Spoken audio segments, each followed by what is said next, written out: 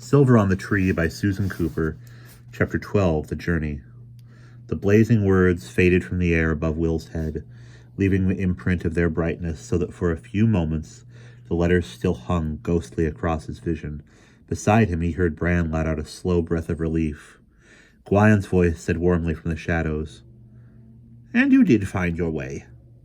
Blinking, Will saw him standing before them, in a high vaulted hall whose white walls were hung with rich tapestries and brilliant paintings. He looked back. There across the hall was the great carved door which had slammed behind them when they had first found themselves in the maze. Of the maze itself there was no sign at all. Bran said with a quiver in his voice, "Was it real?" And he gave a small shaking laugh. "There's a silly question now." Gwion came forward to them smiling. "Real is a hard word," he said. "Almost as hard as true or now. Come, now that you have proved yourselves by breaking the barrier of the city, I may set you on your way to the castle." He pulled back a tapestry on the wall. He pulled back a tapestry curtain on the wall, revealing the entrance to a narrow circular staircase. He beckoned, and in line they went up the stairs. Will followed Gwion's feet, quiet in their soft leather shoes. The stairs seemed to wind endlessly up and up in curving sections. On and on they went, for so long a climb that his breath began to rasp, and he felt they must be hundreds of feet into the sky. Then Gwion said, "Hold a moment," and paused. He took something from his pocket. It was a heavy iron key. In the dim light from one of the narrow opaque windows set into the staircase wall, Will saw that the top of the key was wrought into a decorative pattern, a circle quartered by a cross. Will stared motionless. Then he looked up and saw Gwion's dark eyes glittering enigmatically down at him. "Ah, old one," Gwion said softly, "the lost land is full of signs from long ago, but few of its people now remember what the signs mean." He opened the small door, barring their way, and suddenly sunlight was pouring down on them, washing away the last oppressive memories of the mirrored maze. Will and Bran came out with their faces up to the blue sky, as if they were prisoners emerging from jail. They found themselves behind a balustrade of wrought gold, looking out over the gold and glittering roofs of the city and the mounded green sweep of the park, just as they had done in the very beginning, but from a greater height than before.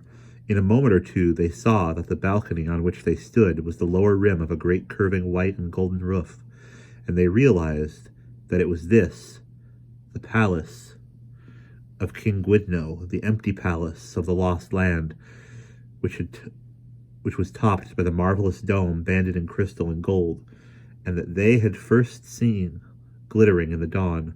Craning his neck, Will thought he could just make out the very top where the golden arrow pointed to the western sea. Gwion came and stood at their backs, pointing in the same direction. Will noticed a ring on his fourth finger with a dark stone carved in the shape of a leaping fish. Out along the line of his arm they saw the roofs of the city, and, giving way to the green-gold patchwork of fields stretching into a haze of heat.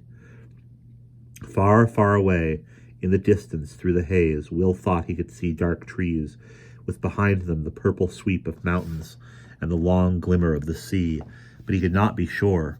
Only one thing out there seemed distant, a glowing pencil of light rising out of the hazy green blur, where the lost land seemed to meet the sea. "Look at that," Bran said. For a moment his hand hovered in the air beside Gwion's, its fingers looking milky pale and very young beside the lean brown hand with its dark ring. "That there, we saw it from the mountain. We'll remember. Above Cormathian." He glanced ruefully at Will. "Another world, isn't it? Do you know I had completely forgotten them? Do you think they are all right?" "I think so," Will said slowly. He was staring out still at the hazed horizon, but not seeing it, lost in a concern that had been flickering through his mind since first they came to the lost land. "I wish I knew, and I wish I knew where Merriman is. I can't reach him. Bran, I can't reach him. I can't hear him, even though I think he meant to be with us here." "So he did, old one," Gwion said unexpectedly, "but the enchantment of the lost land keeps him away. If he has missed the only moment for breaking in, Will turned sharply to him, a deep instinct stirring. You know him, don't you? Sometime a long way back you have been close to Merriman. Very close, Gwion said with an ache of affection deep in the words. And one thing I am permitted to say to you now that you have spoken of him to me. He should have been here to join you in this place, but I am beginning to fear that in some way the dark has held him back in that other world of yours, and if now he has lost the moment for entering the lost land, he cannot come now. Will said, Not at all. No, Gwion said. Will suddenly realized how much he had been hoping for Merriman's strong presence to be there. Soon as a support, he swallowed down panic and looked at Bran. Then we have nothing but what the lady said, that we shall find the crystal sword in the glass tower among the 7 trees, where the horn will stop the wheel, Bran said, and a white bone will prevent us, and a flying May-tree will save us, whatever that may mean. The glass tower, Will said again. His eyes went back to the gleaming pencil on the horizon. Gwion said, That is Car Weirda. Out there where you are looking, the castle of the lost land with its glass tower where my master sits, wrapped in a deadly melancholy that none can take away. His voice was bleak and sad. Will said hesitantly, May we know more than that? Oh, yes, Gwion said somberly. There are things I must tell you of the land and the sword. For Melion's sake, as much as I can. He came to the edge of the golden balustrade and gripped its rim with both hands, looking out over the city. His beard jutted and the strong nose was outlined against the sky. He looked like a profiled head on a coin. He said, The land is neither of the dark nor the light, nor ever was. Its enchantment was of a separate kind, the magic of the mind and the hand of the eye that owes to it no allegiance, because it is neither good nor bad. It has no more to do with the behavior of men or the great absolutes of the light and the dark than does the blossom of a rose or the curving leap of a fish. Yet our craftsmen, the greatest ever in time or out of it, did not care to work for the dark. They did their most marvelous work for the lords of the light. They wove tapestries, carved thrones, and chests forged candlesticks of silver and gold. They wrought 4 of the 6 great signs of the light. Will looked up quickly. Gwion smiled at him. Ah, sign seeker, he said gently. Long, long ago in the lost land, forgotten by all its people now, there was a beginning of that gold-linked chain of yours, iron and bronze and water and fire, and at the last a craftsman of this land made the great sword, Arius, for the light. Bran was tense. Or Bran said tense. Who made it? It was made by one who was close to the light, Gwion said, but who was neither a lord of light nor one of the old ones. There are none such bred in this land.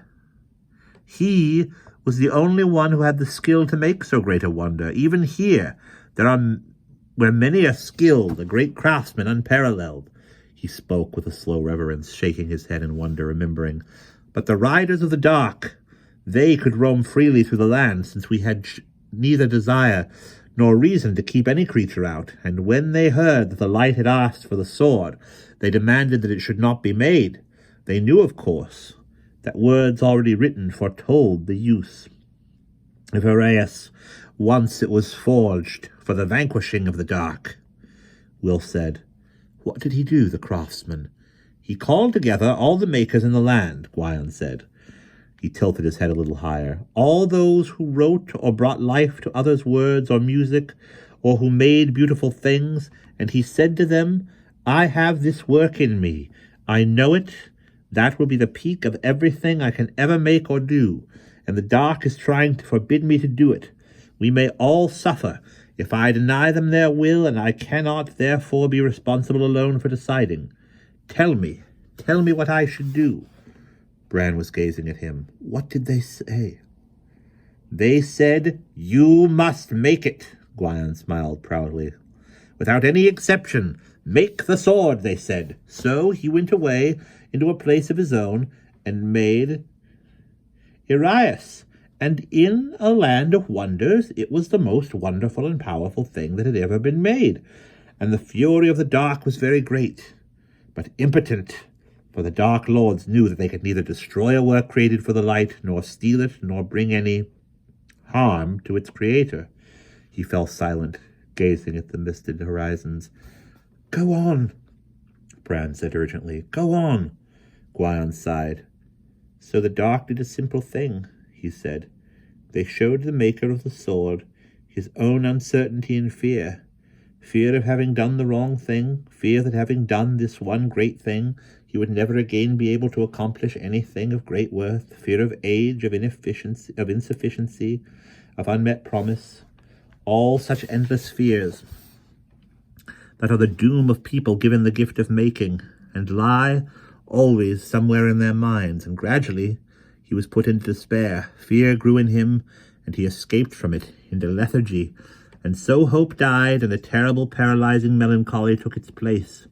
He is held by it now.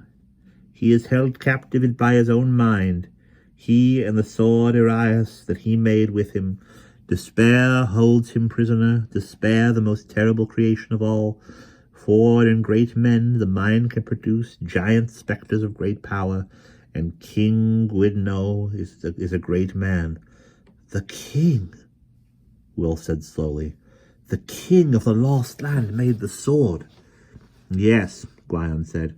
Long, long ago the king went alone into his castle, into the glass tower of Caerwyrda, and he made the sword Arius, and there he and the sword have been alone ever since, held in a trap made by the king himself, and only you, perhaps, may spring that trap. He seemed to be speaking to both of them, but he was looking at Bran. Bran said, his pale face drawn by horror, All alone since then? Hasn't anyone ever seen him? I have seen him, Gwion said, but there was suddenly such pain in his voice that no one asked him anything more.